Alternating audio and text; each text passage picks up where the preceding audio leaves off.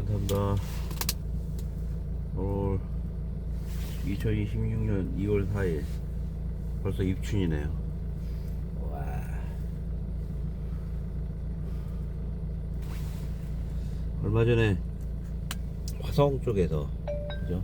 황랑 가기 전에 락스턴 전소되는 거 마지막으로. 난 차량이 그렇게, 그러니까 완전 전소 후의 장면은 도로에서 봤는데, 전소 장면을 어떻게 일방적으로 목도했다고 그랬나? 꽤 충격이었어. 막 무슨 뭐 장작개비 타듯이 활활 타더라고. 놀랍다.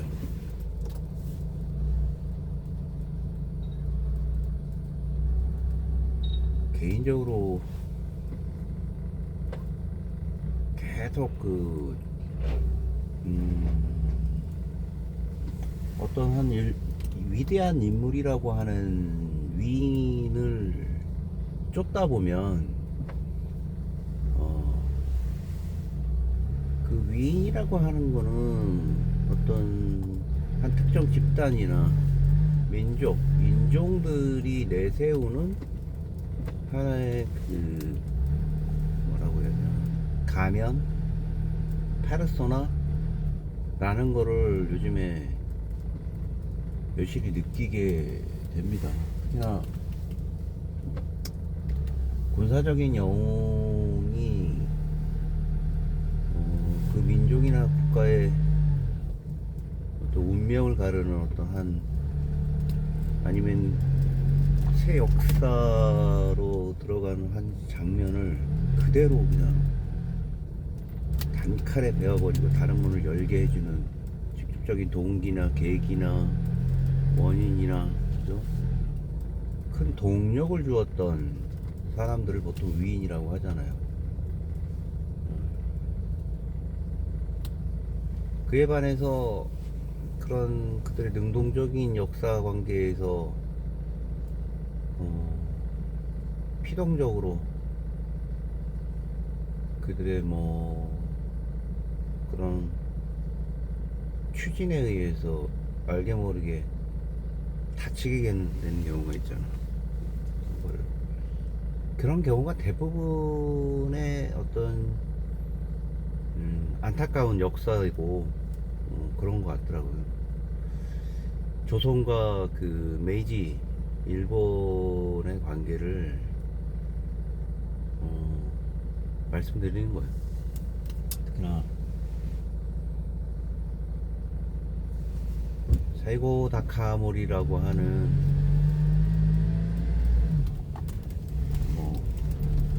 흔히 얘기하는 유신의 삼걸 중에 한 명인 사스마의 걸출한 그들 이야기로 인물이었다. 그래서 그가 살았던 유년 시절에 그의 고향도 한번 가보고, 가고시마가 그가 살던 고향이 있잖아요. 하천. 가보고, 그리고 시마지성에 세워진 그의 마지막 장면이 역사가 기록되어 있는 시마지성도 한번 가보고, 그래서 사스마에 대한 여러 가지 복합적인 생각이 드는 사람으로서 1년에 한 번씩 최근에 좀 갔다 왔던 경험이 있고, 그런 걸 보면서 역사가 나아가는 데 있어서 참 복합적인, 같이 어떻게 공생하는 관계가 아니라 반드시 그에 상응하는 피해를 입는 그런 조직이나 집단들이 있기 때문에 향후에 어떤 리더십을 발휘하는 사람들이 그런 부분에 대한 어떤 여러 가지 고려할 점을 잘 자신이 생각하고 나아가는 멤버십이 필요하다는 생각을 이번에 했어요. 일전에도 뭐 1년 전인가 제가 말씀드렸던 소개했던 책 중에 조선 표류기라는 그 기록을 한 사람과 그 사스마의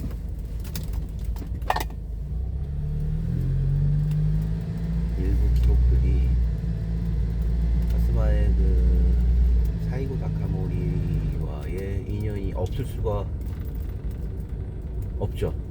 예, 없을 수가 없는데 역시나 개인적으로 흥미로운 사실들을 알게 돼서 좋았다 라는 말씀을 드리는 건,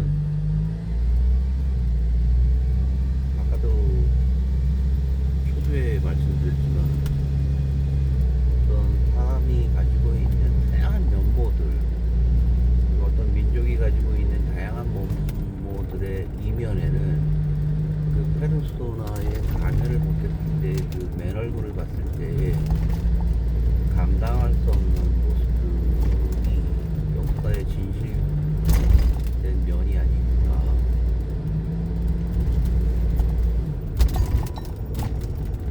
1817년 그 무렵일 거예요.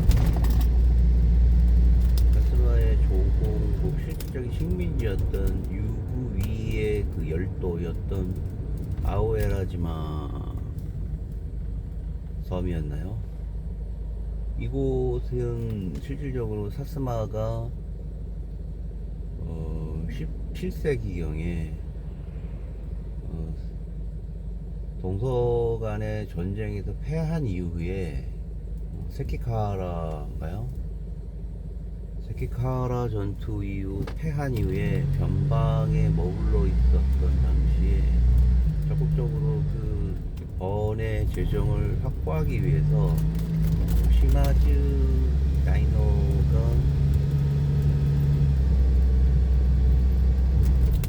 적극적인 정보 활동을 한 곳이 지금 오키나와라고 불리는 곳 위쪽에 작은 섬들을 식민지로 복속시키는 과정에서 굉장히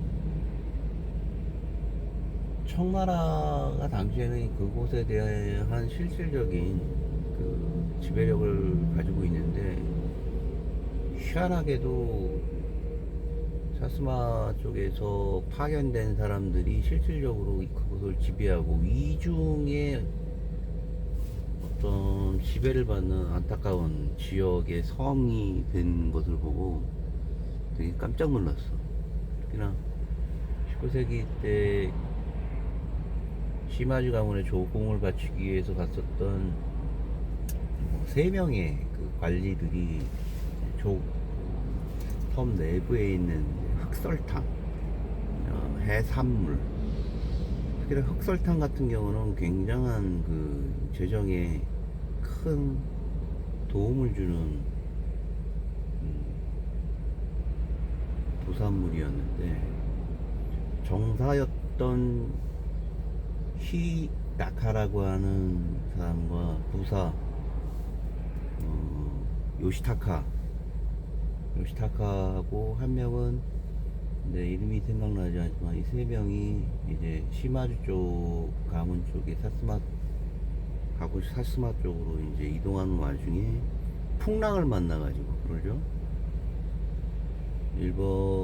조선의 서쪽 해안에 서해안 쪽에 있는 충청도 쪽에 필요하게 되면서 결국은 부산을 거쳐서, 서해 쪽에서 부산을 거쳐갖고 지금의 그 큐슈 지역까지 이동하게 되는 과정을 그린 책이라고 말씀을 드렸잖아요. 근데 그 최초의 흑설탕을 만들었던 그 섬의 지역에 사이고 다카모리라는 사람이 유배를 당했다는 사실을 이번에 알게 됐어요. 그 사람 참 거칠게 살았더라고 보니까.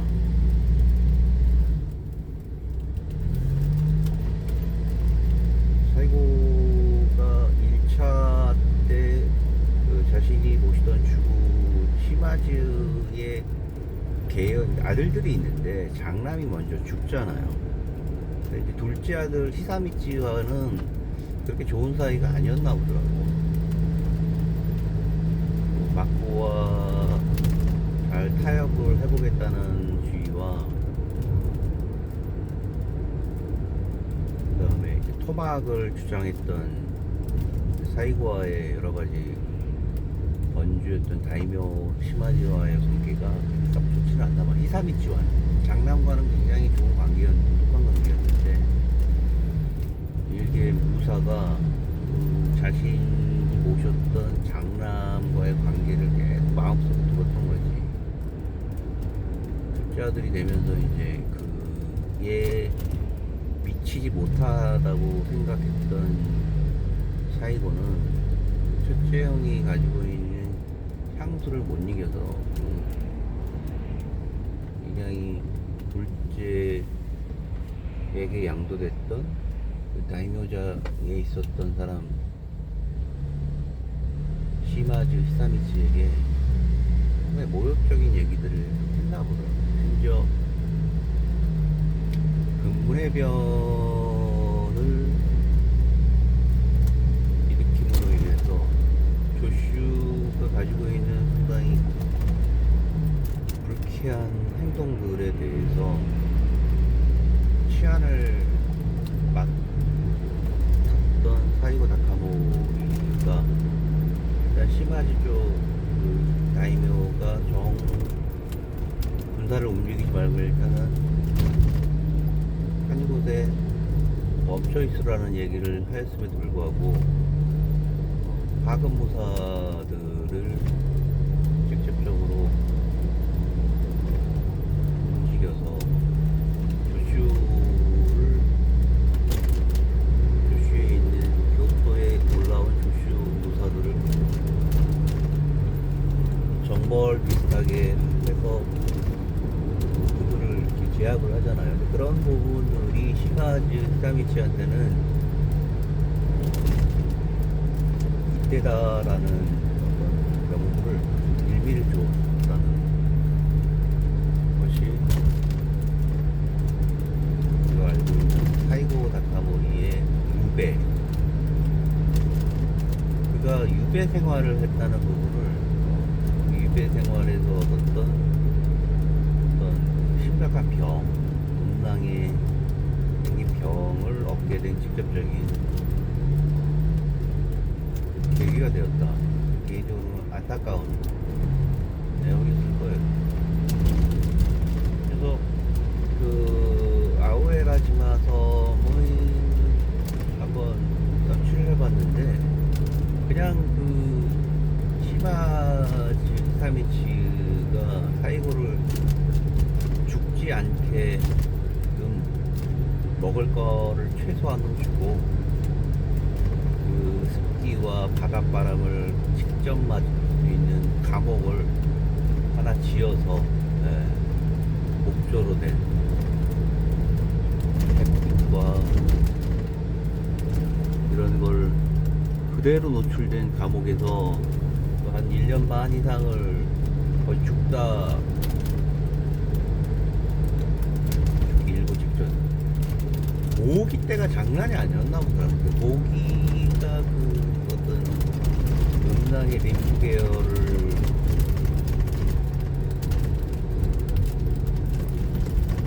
그 원인 작동 불능으로 만들었다고 해야 되나. 그래서 거대 음낭이 생기는 병을 얻게 됐다고 그러더라고요.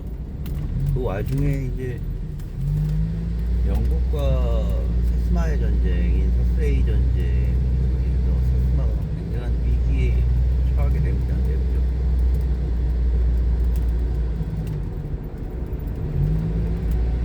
그렇게 함으로써 그의 그 어떻게 보면은 동료였던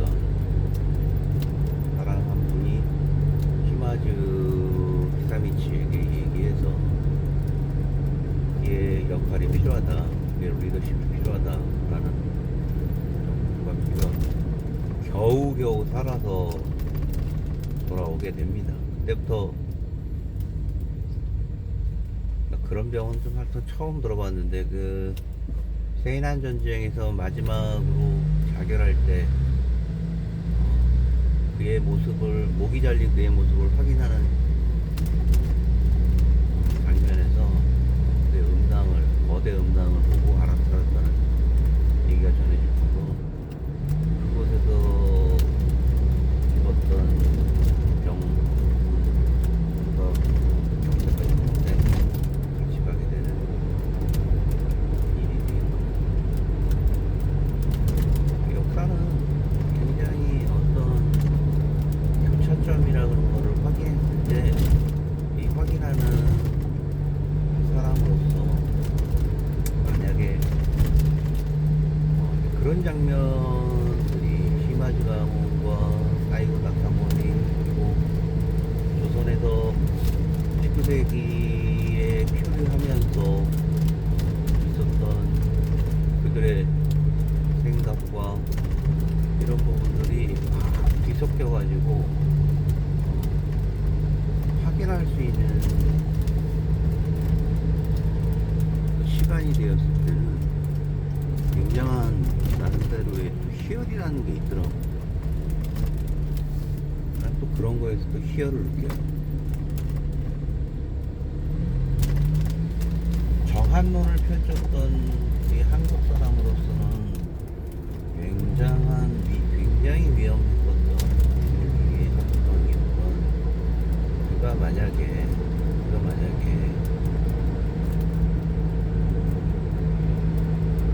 라우에라지마 섬에서 유배에서 풀려서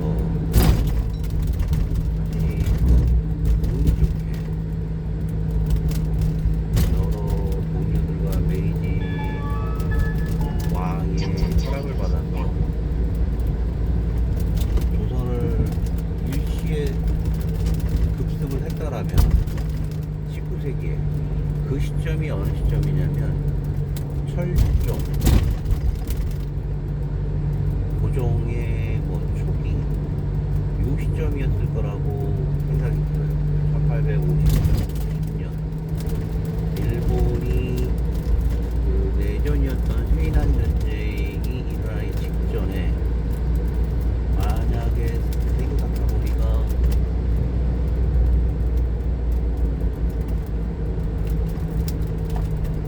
전쟁을 일으켰다면, 우리는 어차피 전쟁은 한번 일어났을 거라는 역사의 가정은 없지만, 복귀해보면 굉장히 그런 구조에 노출되어 있었던 건 사실이에요. 왜 사이고가 조선을 정벌하려고 걔네들은 내부의 통일이 이루어지는 게, 그 통일에 앞장섰던 여러 힘 세력들이 있잖아요. 그 세력들에 대한 보상 차원이라든가 미래지향적인 어떤 선언을 보여주기 위해서 정보를 반드시 감행을 하거든요. 그게 잘하시는 획득이 대란 나머지 교육비가 모여서